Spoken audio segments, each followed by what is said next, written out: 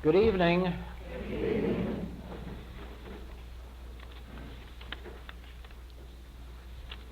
We have here a question, and someone else gives us the answer to it. Last night after the meeting, a question was asked you: how can I get involved in more work? Your reply was, stick to the healing. The other is a dime a dozen. What is this other? But then here, ye have not chosen me, but I have chosen you, and ordained you, that ye should go and bring forth much fruit, and that your fruit should remain, that whatsoever ye shall ask of the Father in my name, he may give it to you. Then it says, please explain the meaning of the above. Now,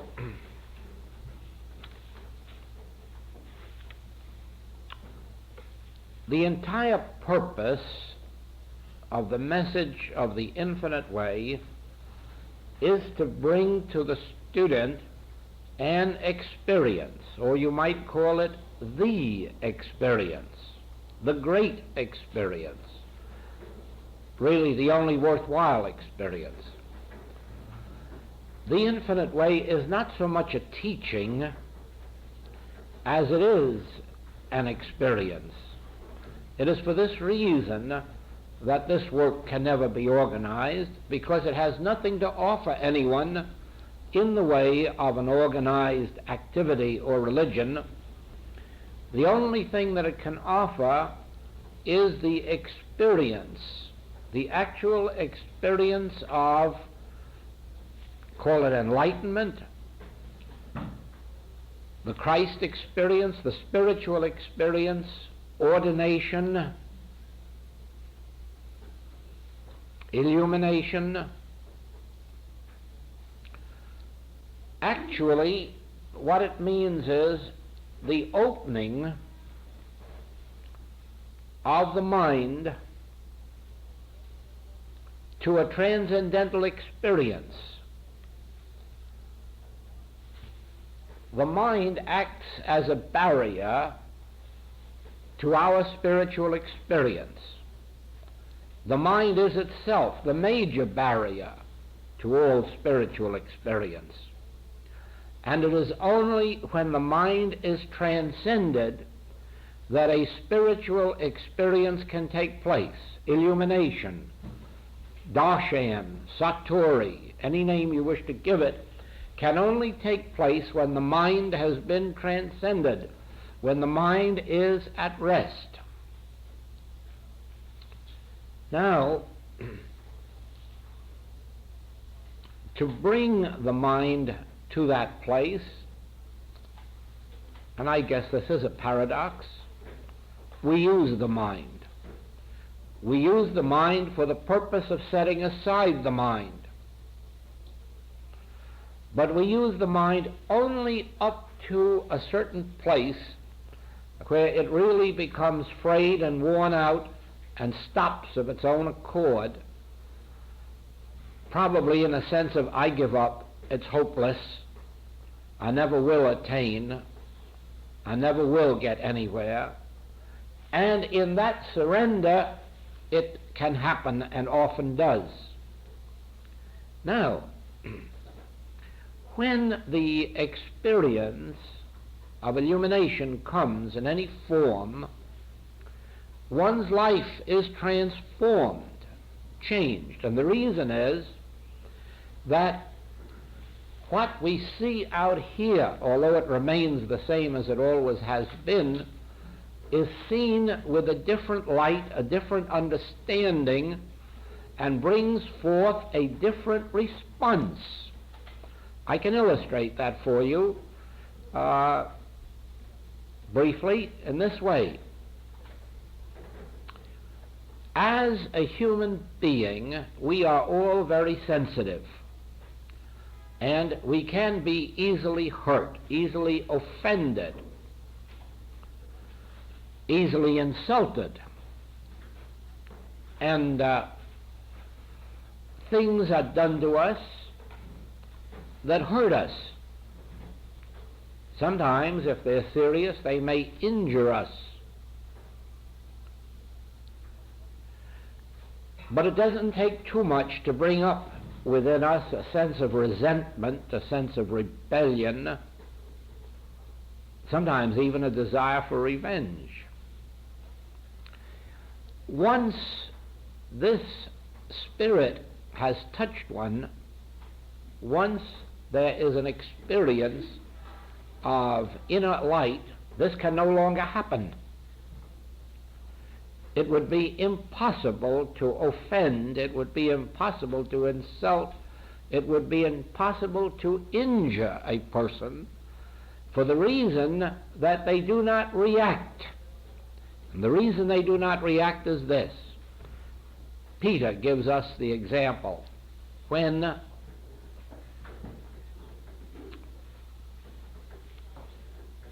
the disciples had agreed, after they went underground, after the crucifixion, because of persecution, they had agreed each to give up all that he had to the common cause, so that they all may survive until this period is past.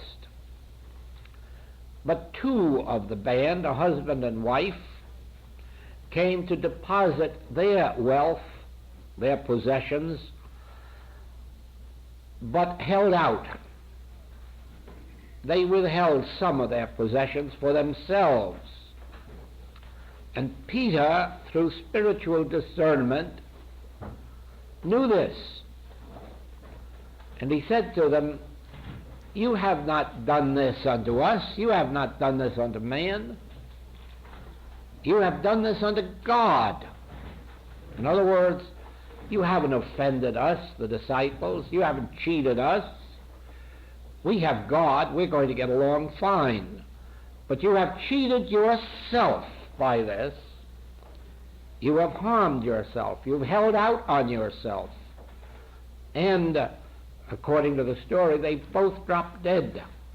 The chances are that it wasn't they that dropped dead, but this, call it greed, lust, or fear, whatever it may have been, this dropped dead.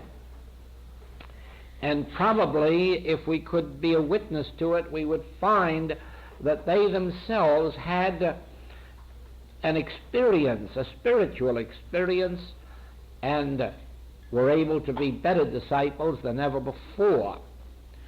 Because when we present to this world the Christ for it to strike upon, it really doesn't destroy the individual, it destroys the evil that the individual had been subject unto. We have witnessed that so much in this entire work, that when an offense is aimed at us, intentionally or unintentionally, and we do not accept it personally, but realize, you have not done this unto me, but unto the Christ, unto the Son of God, unto God. This is not an offense against me. This is an offense against God. The general result is that the individual has an awakening, a healing, and realizes then that this evil for which they had been an instrument has been stricken dead, while they go on now in a purified atmosphere and experience. Well, this is one of the experiences, that when a person has received even a touch of this spiritual influence, they immediately are impersonalized to the extent that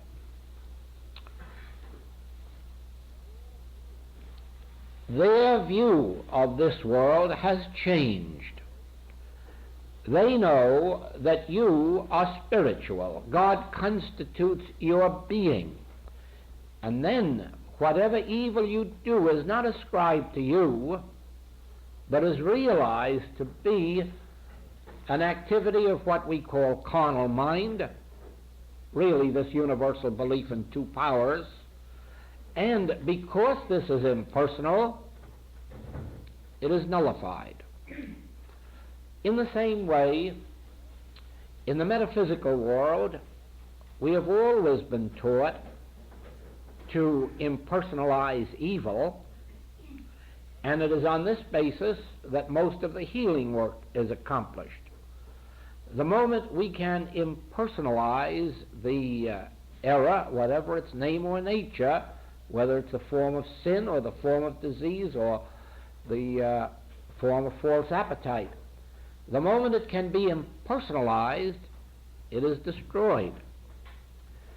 In the infinite way, we take another step in that direction by impersonalizing good, so that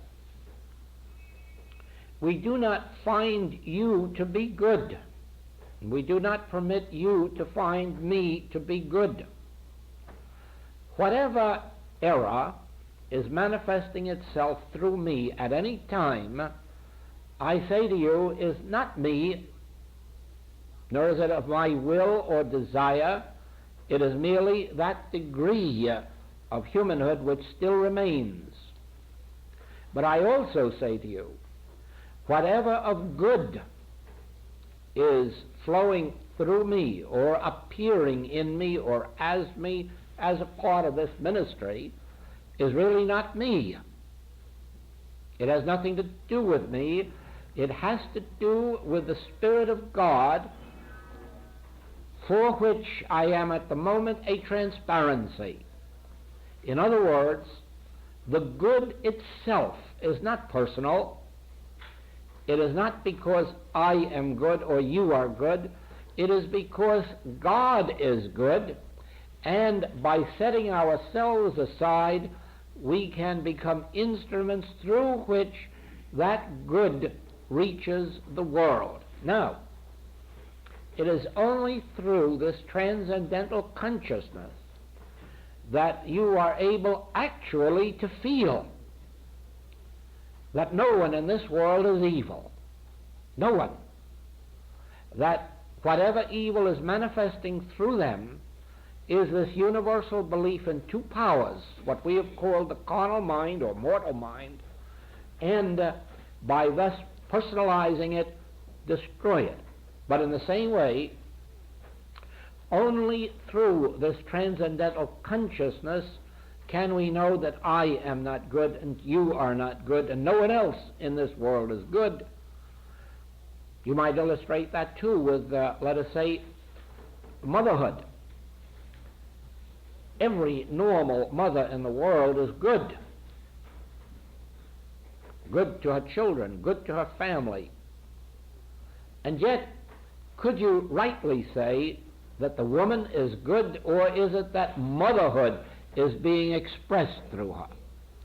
And that's why there are really no exceptions, except among the insane or abnormal. Every woman is a good mother, but not because every woman is good, but because motherhood is a quality of good, and everyone who becomes a mother naturally becomes an instrument through which every quality of motherhood is expressed, even until her child is 90 years of age, if she survives that long. So it is then, you cannot reason this out with logic. And as a matter of fact, you can't even believe it with your mind. It is only if you have been touched to some extent spiritually that you can discern and agree that man is not evil and that man is not good. That man in his human state is an outlet for the two qualities, good and evil. But that the moment of the transcendental or spiritual experience, he is now only an instrument for the spiritual, for the harmonious and the perfect. Then, coming back to these questions, why do I say to the student, don't go into any infinite way activity, and don't seek to, and don't even desire to? It isn't right. It's just human, and it can be good and it can be bad. You may do well and you may not do well. But if you are ordained, if the Spirit once touches you, you won't ask me. You will just write me and say, I'm doing healing work. I have been called upon to heal, and healings have taken place. And from then on, there is certainly no limit to what activity will come into one's experience. But do you not see that the nature of this message is such that a human activity is of no avail, a human activity is not profitable, is not worthwhile from our standpoint, because none of us in this work want any human activity of a religious nature to be added through our work. But once ordination takes place, once the Spirit of God has touched an individual through this message, they will very quickly find their place in the work, and more than likely the major part of it will be healing work, because that is the part that the world is using today as an introduction to the higher experience. That is why also those of us who continue in the healing activity do this work with very little or no personal consultation, because it isn't necessary for healing, and it permits us to save our time for those who are now thinking of spiritual healing only in terms of a minor thing, but have become set on spiritual realization and ordination. Therefore, the major time can be given to teaching and to meditation and bringing forth spiritually. So we come to this question naturally: how can we help those who have fear of death to overcome this fear? Well, in the first place, it must be overcome in ourselves. If it is not overcome in ourselves, we cannot help others to overcome this fear. You see, behind all of the evil in this world, even behind theft, behind crime of all kinds, is the fear of death. If in no other way, starvation. But death is the final fear. The only fear that attaches itself to a cold or to grippe or to the flu is the fear of death. Otherwise, we would ignore it, and it would quickly disappear. Now, the question comes, have you overcome the fear of death within yourself, or are you able to ignore it because you are not yet near 80 years and 10? It's very simple to have no fear of death when you're 30 or 40. But you will notice in life that people begin to think more seriously on the subject after the 80 mark, realizing 10 can't be far behind. And so the question that each one must ask themselves is, have I overcome the fear of death? And that doesn't mean, do I believe that I'm going to go on living on this earth forever? It really means, have I overcome the fear of death, knowing that inevitably I'm going to pass from human sight. Now,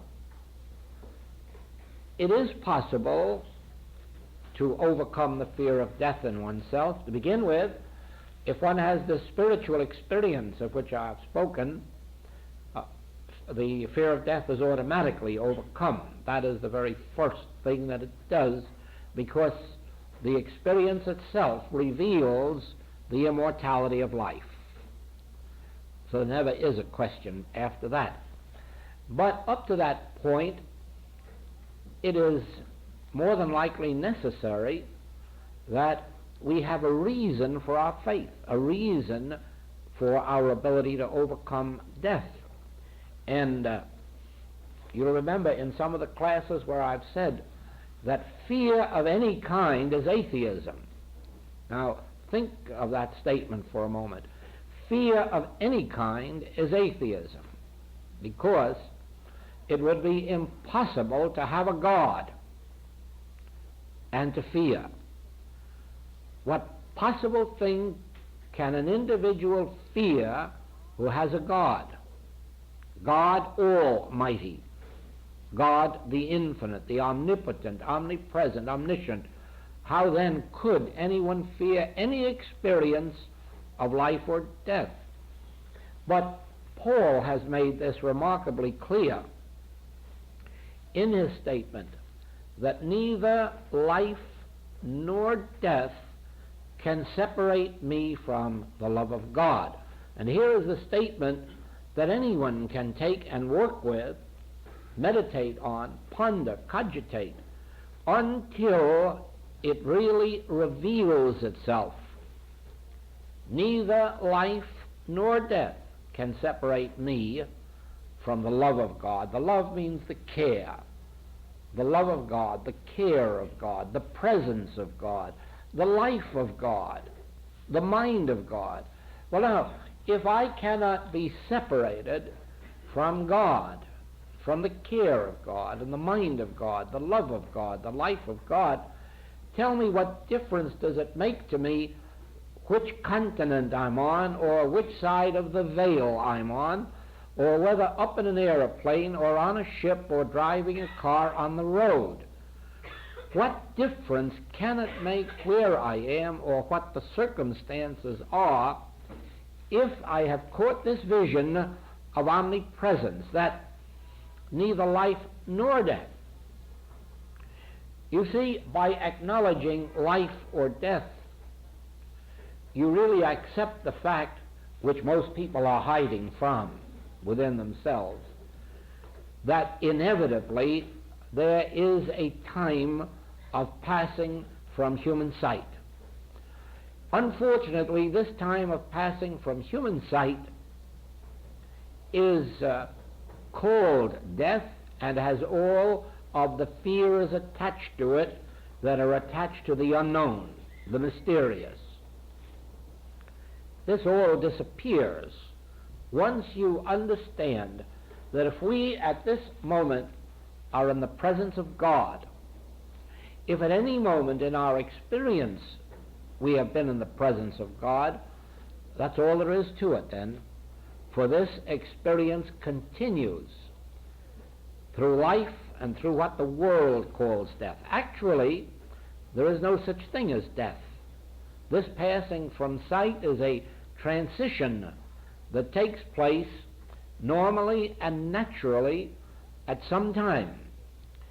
That which we call death through disease and accident is really a premature passing from this plane. In other words, with the correct spiritual understanding and light, it need not have taken place in childhood or young manhood or young womanhood or middle age. In other words, the passing from this sight can be a normal, and is, in any event, a normal, natural process, but when accomplished through the ordinary means of disease or accident, be assured that it is just a premature experience, but one that is nevertheless not death.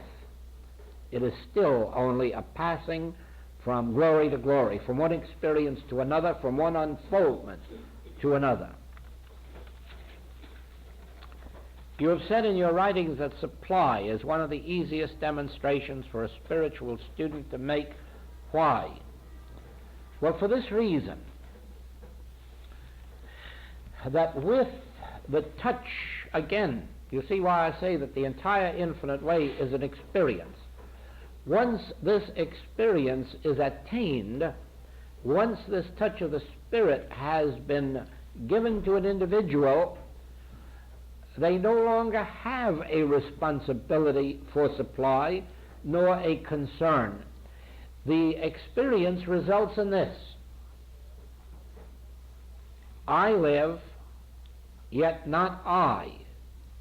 Christ liveth my life. Therefore, from the moment of the spiritual experience, it is as if we were living, let us say, at 8:20 p.m., here and now, and that all that we are responsible for is to do what has been given us to do.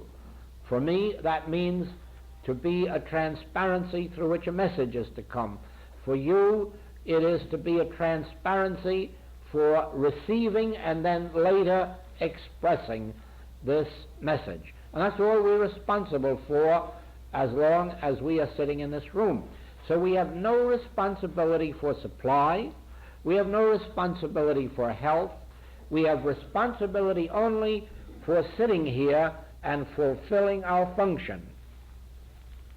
Yes, but then we leave here and we go to our homes and find something for us to do. It may be a family obligation. It may be that when I get to my room there will be a telephone call, or there will be mail awaiting me. I must then perform that which is given me to do, at least go through the motions. I must answer that mail or answer those calls or do the healing work. You must perform your family function, and neither of us has any responsibility for supply or health. Our responsibility only is to do that which is given us to do. Then comes the time to retire, and all responsibility is given over to God until morning. Now, this is a very fortunate thing for the world, because while we are absent from the body in sleep, the Lord will take care of the sun, the moon, the stars, the tides, the seasons, the crops, and we won't interfere. He has a clear field during the night while we sleep. During the day, he has a little opposition from us. We're wondering, will he do this well? And more especially, we're wondering, yes, I know that these crops are in the ground, and diamonds and gold and silver, but is it addressed to my address? Is it going to be sent to me? Or is it all going to go out there to Mr. Rockefeller and Mr. so forth and so on? But you see that if we fulfill, when we arise in the morning, if we fulfill the function that is given us to do, we won't be interfering with God's law of supply and God's law of health, and it will take place in its normal, natural way. Above all things, remember this: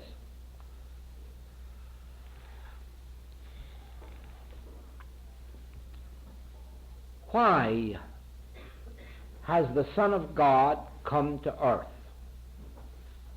Why? The Master is a living example, witness, to the reason for the Son of God coming to earth. He tells us definitely, I have not come to do my will. I have not come to fulfill any purpose of my own. I am come to do the Father's will. Now, what is this Father's will? Well, you'll notice it's healing the sick. It's raising the dead. It's feeding the hungry. It is forgiving the sinner. That now, we know, is the function of the Son of God or Christ. But where is this Son of God or Christ? Is it 2,000 years ago in the Holy Land? Or was he teaching that the Son of God is in you? The kingdom of God is neither low here nor low there. It is within you. Then, this Son of God, this Christ, is within you. And its function is to feed you and clothe you and house you. Its function is to heal you, save you, redeem you. Its function is to forgive your sins, your mistakes. Its function is to heal your diseases and to, if you succumb to the belief of death, to raise you from the dead, to be a resurrection unto you. Then why do we fear? We fear primarily because religion has taught that the Son of God lived 2,000 years ago, was crucified and left the world, and we are waiting for him to come back. This is mythology. It's a little bit worse than mythology, because mythology very often is a story innocently given. There is no truth to this, that the Christ was crucified. There is no truth to this, that the Christ departed from the earth. These were experiences of Jesus, the bearer of the Christ, but not the Christ. The Christ is the Son of God in you. That can't be crucified because it is incorporeal. It is spiritual. It doesn't occupy time or space or place. It is a light that is within you, and not a physical light to be seen. It is a light only in the sense of, oh, whereas before I was blind, now I see. It is a light only in the sense of illumination, opening our consciousness to the fact that I live, yet not I. This Christ, the Son of God, in the midst of me, lives my life. And its function is to feed me, heal, forgive, resurrect, and finally reveal to me the ascension. My function is to be still and know. That's all. That's my function. Be still and know. Now, last night we spoke of the nature of God. But you who have read the writings, you know that it is revealed in our writings what was revealed by Moses and revealed again by Jesus. I, in the midst of you, am God. Therefore, as long as you can say or think I, you have the God presence and the God power within you. For it is this I that will never leave you nor forsake you. It is this I, not some other I, not the I of somebody that lived 5,000 years ago, 4, 3, 2, 1. It is the I that lives in the midst of you that will never leave you nor forsake you. It is the I that lives in the midst of you that is your bread, meat, wine, and water. It is the I that dwells in the midst of you that is the resurrection unto your body, unto your business, unto your home, unto your entire experience. It is this I in the midst of you that is your immortality. You are only immortal because I am immortal, and I am as God. I am immortal, and I am as God. And because I is immortal, you are immortal because I is you. I and the Father are one, and this one is God.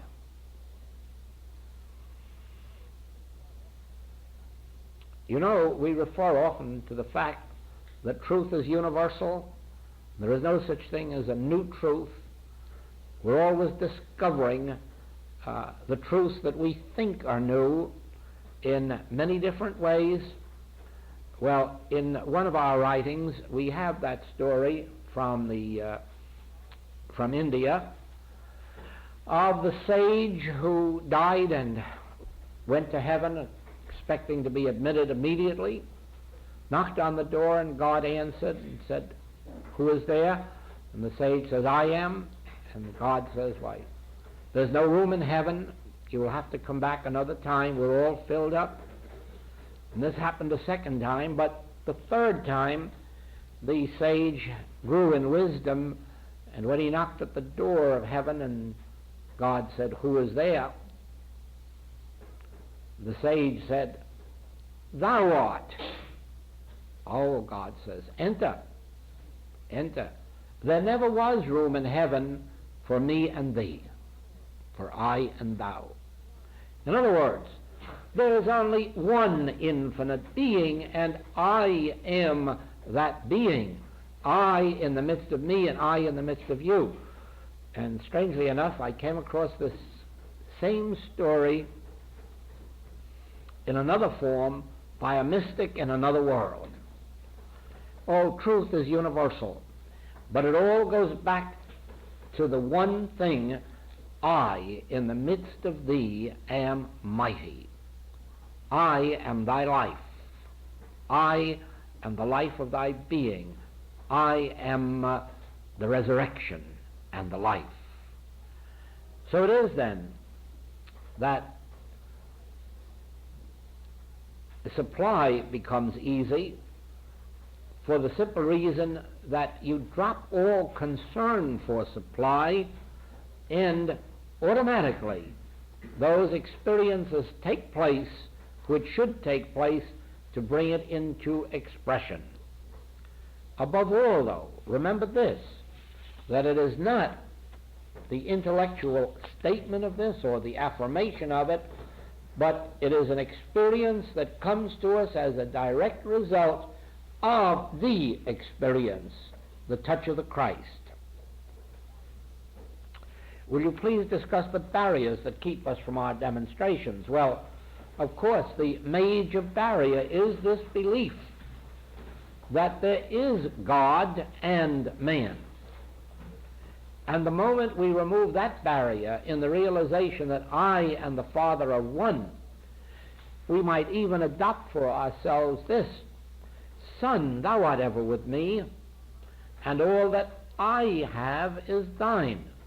The moment you adopt that, you find that you rest, you relax, you give up the mental struggle against illusion.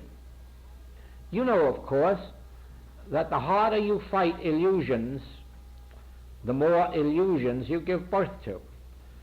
They seem to multiply, and naturally so, because they are creations of our own mind.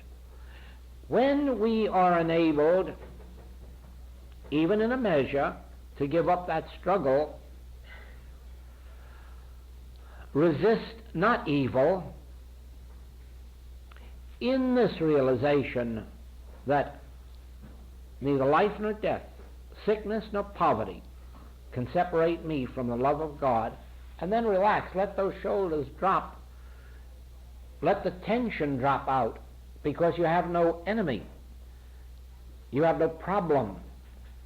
The battle is not yours but God's, and it isn't really a battle, it's an activity. But the very moment that you are enabled to have enough light so that you can declare to yourself, quoting, "Son, thou art ever with me, and all that I have is thine," you'll find then that in refraining from the struggle, from the battle, that the omnipresent Spirit of God takes over and performs its function. It is exactly so in the healing work. You know, it is possible to make of healing work a great task, a very wearying one, a tiring one. This fighting mortal mind, battling mortal mind, protecting oneself from mortal mind, can get to be a very wearying process, but an unnecessary one.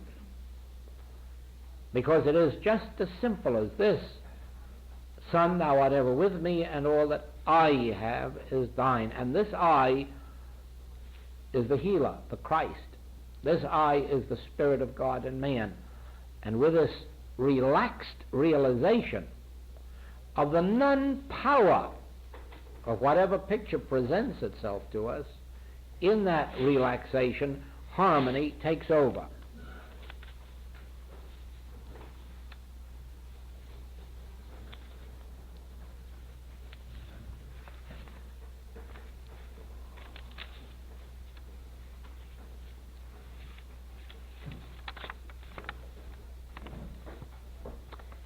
It sometimes seems in working for those who are not truth students that there is an instant response, but not a complete healing. And before the healing is complete, they are once again using material remedies. Well, now, this is a problem that faces everybody in the metaphysical or spiritual healing world, except the few who will not accept a patient who is receiving medical help. There are those who will under no circumstances accept a patient who is receiving medical help. We do not draw a line quite that sharp. And this is a problem that we have to meet and live with. Sometimes when a person is virtually given up by their doctors, sometimes actually given up, they will turn for spiritual help. And in most cases receive it. And that usually seems to be an excuse for the doctor to say, now you're doing all right, now we can give you some of this real hot shots that are going to do things for you. And that is usually when we have a very quick funeral. Oh, I witness it over and over again, of being called on and being told, even by the doctors, a miracle has happened here. And then they tell the family, but now we can really complete it, and they do. But with others, not quite in that desperate situation, the thing is this, that if they are not responding to medical help, they may turn for spiritual help. And as soon as they feel a little bit better, immediately, now we can go back to, and then they find their favorite remedies, and that takes them out of our experience. But actually, that is not your problem or mine, that is their problem. Our problem is to answer the calls that are made upon us. And if the patient does not receive the full benefit of it, if they're not yet ready for the spiritual path, let them tarry a while. They'll awaken sometime or other. We have fulfilled our mission when we have answered the call, proven that there is a principle of healing, and that here it is. What the person does with it afterward is their own demonstration, not ours. In the last analysis, we are responsible only for our own demonstration. That is why I have said there will be a great deal more happiness in family life when we each respect each other to that extent. If one member of the family wants to go the metaphysical or spiritual way and another wants to go the medical way, let it be so. Let each one have their freedom to follow their own state of consciousness. If one follows one metaphysical path and another one follows another, let it be so now. Let us treat each other as what we really are, individuals. Individuals. There is such a temptation in this age to accept this herding, this massing of humanity, and to try to make us all in the same mode. And it operates in our consciousness to such an extent that we try to mold our families and take them on our path, even if our path is not at the moment their path. Now, of course, since what we do to others is eventually going to react upon ourselves, it behooves us to honor each member of the family as an individual, living their own lives and permitting them to express it in their own fashion. There are enough other things in family life in which we can unite, in which we can be a family, that we certainly do not have to interfere with the liberty, the freedom of others in their pursuit either of religion, materia medica, or any of these other things that make up so much of the quarrels in family life. Now, much more is this true with our patients and our students. We have no right to dictate to our patients or students what their lives shall be. The only exception to that rule is when a student is so far advanced that they actually place themselves under the spiritual teacher's care for spiritual illumination. Then they must recognize the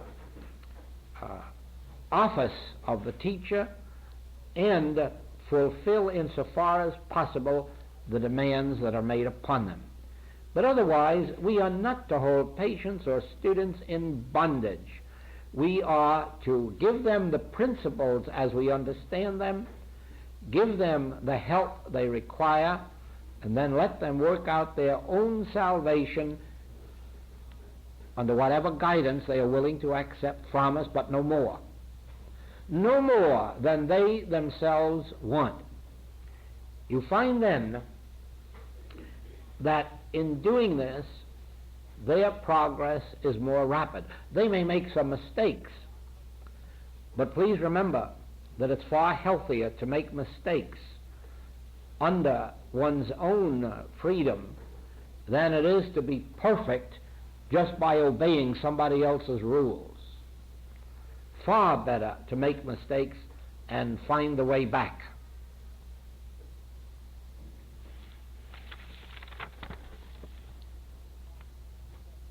And this pertains to the fact that I have said that there will not be another war, another major war. And that is true.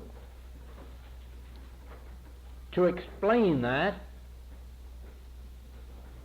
would be difficult unless you travel this world. Oh, that wouldn't be necessary if you had spiritual illumination to the degree that you could see some of the past, present, and future. You would know that not only war is impossible, but that we are very close to a great spiritual, I won't use the word revival, but a spiritual experience, a spiritual awakening worldwide. But even without that, if you were traveling this world and could see what is happening in the countries around the world, you would note, first of all, the greater degree of peace and harmony there is among religious bodies. Then you would find the greater degree of harmony there is among the peoples of the world themselves, not their governments. For a while, their governments will continue to fight because that's the nature of the political mind. It seeks what it is seeking at anybody else's expense. And for a while, governments will have the power to fight each other, but you will not find that fight among the people, regardless of what country you go into. Again, you will find a greater degree of spiritual light in that even where previously there has been a complete sense of orthodoxy in religion, there is now an opening of consciousness to the revealed spiritual activities of this century. It is now a wider experience to find the metaphysical and spiritual teachings, more especially the metaphysical and spiritual healing activities, in churches and in church groups and even philosophical groups all over the world. And one more thing I would like to tell you is that spiritual help is being more sought in the world of government and the world of industry than at any time during my span on this plane. There are more calls coming now, and there are more governments using the power of spiritual consciousness, at least in some degree, showing that more and more reliance is being placed on the spiritual, and of course this will increase. The more the realization takes place that there is no hope of peace in matter, in bombs, the greater reaching out there will be for spiritual help. It is exactly the same with us. The closer we come to an incurable disease, the greater is our struggle for a spiritual means of survival. What is true of us as individuals, I am now witnessing in governments. I could give you actual experiences. One, for instance, the President of the United States, in sending this Peace Corps, these youngsters abroad on these missions, they are receiving periods of spiritual indoctrination before they go overseas. That's something kind of new in government, giving people spiritual indoctrination before they go on a government mission. And in a foreign country, at this very moment, there is an activity started of daily meditation for peace in the government. Why? Because of the recognition that they haven't enough arms and ammunition to win a war. Yes, it's as simple as all of that. And when it is recognized, as it is becoming recognized more and more by thinking people, that peace on earth is never going to be established by an atomic bomb or by nuclear weapons. Peace on earth is not going to be established by having more armament. And what's just as important, peace is not going to be established by disarming. We never have had peace on earth through disarming. We have had periods of disarmament and war followed. And we have had periods of heavy armament and war followed. In other words, as long as there is armament or disarmament, there will be wars. Only when there is a recourse to the spirit, as there must now be and as is beginning, will you find this era descending upon the earth. And this, I have said, from within.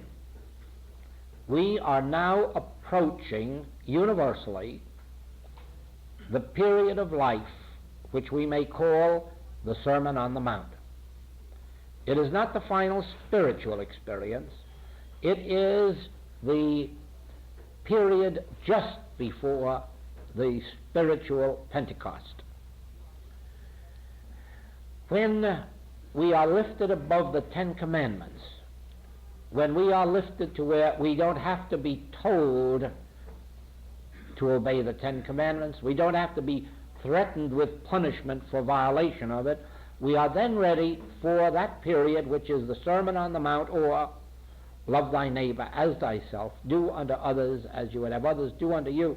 And that is the very atmosphere that we are finding in our travels around this world, not only among people, but even more and more as we come into contact with their governments. More and more of the feeling of we must do as we would be done by. And certainly in mingling with ordinary citizens such as you and I are, in the various countries, we are finding this same idea expressed and lived. The idea of doing unto others, the idea of loving thy neighbor as thyself. And as this comes more and more, it comes rapidly. And we are rapidly entering that era. And it should last for about 100 years. And then should come the Pentecostal experience of the opening of our spiritual centers, after which we're not born into mortal mind.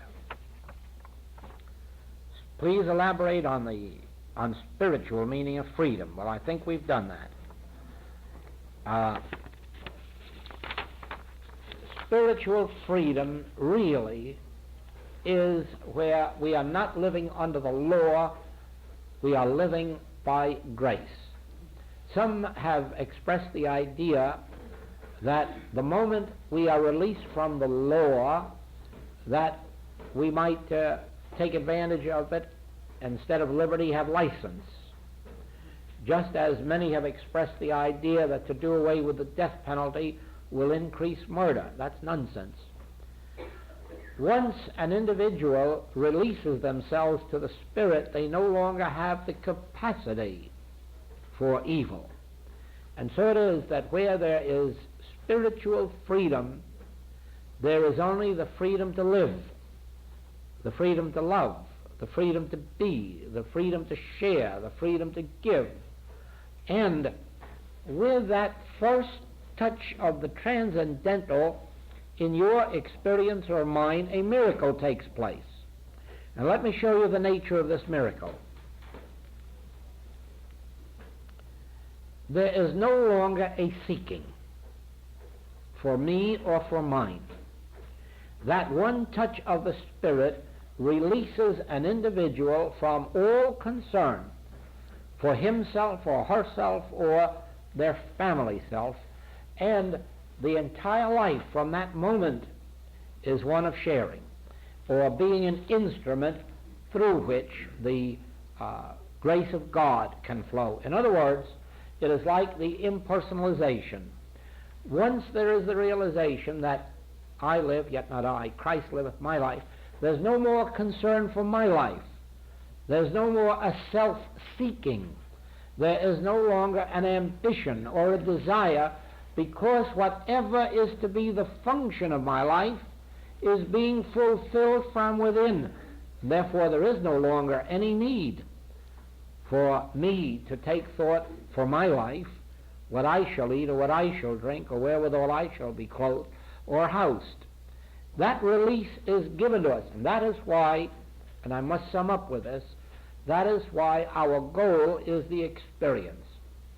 I know beyond all doubt that if you live by the highest philosophy in the world, it would not release you from fear. Nothing can release an individual from fear except that touch of the Spirit which releases him from himself. Again, an illustration. Many people believe that if only they can get away to the mountains or the seashore or to be by themselves or something of that nature, that greater harmony can come into their experience, and it isn't true. The reason is you take your mind with you, and there's no way to leave it behind. And it's your mind that is the devil. It isn't the world that is the devil. It is not the conditions in the world that is the devil. It is your own mind, your own reaction to this world. It is possible to be in this world and not of it. It is possible to live without fear. But that comes only when concern for that personal I has been dissipated. And there's no philosophy, there's no way of life that will free one from that. The only thing that will free one from themselves is that touch of the Spirit which dissolves the self, causes it to die daily, and brings about the rebirth in the Spirit. Then the I that I am has no concern about me. because the I that I am is already immortal and eternal. It does not live by bread alone. It does not live by might or by power, by physical might or by mental power. It is self-maintained, self-sustained, self-created. The I that I am is incorporeal, spiritual being. And while you may agree with this intellectually in hearing it, you do not really know it until you